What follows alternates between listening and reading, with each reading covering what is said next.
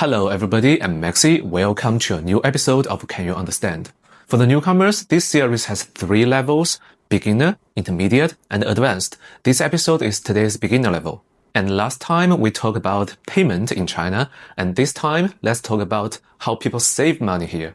And again, before we start, I've made subtitles for this video. If you want to read the Chinese with its English translation, use the English subtitle. If you want to read Chinese with its pinyin, use the Chinese subtitle. Okay, let's get started. 大家好，上一次我们聊了支付，这一次我们来聊存钱。在中国，大家普遍喜欢存钱，我们不喜欢花钱，我们也不喜欢借钱，我们喜欢存钱。存钱让我们觉得安全。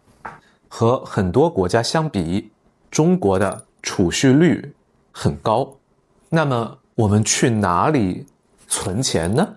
以前我们去银行存钱，觉得银行是最安全的地方。你需要去银行开一个银行账户，然后把自己的钱存在银行账户里面。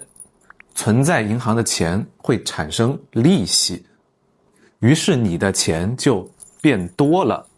现在我们仍然需要银行账户，但是很多人不把钱存在银行里面，他们把钱存在电子账户里，要么放在支付宝里，要么放在微信里。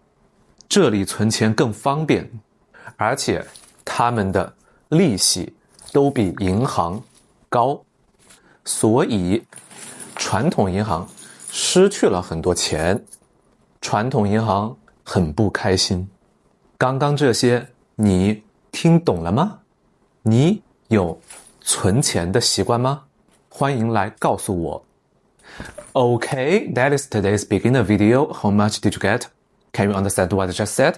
So, in where you are living now, do people tend to save money each month? How much percentage do they save? Welcome to leave a comment and tell me.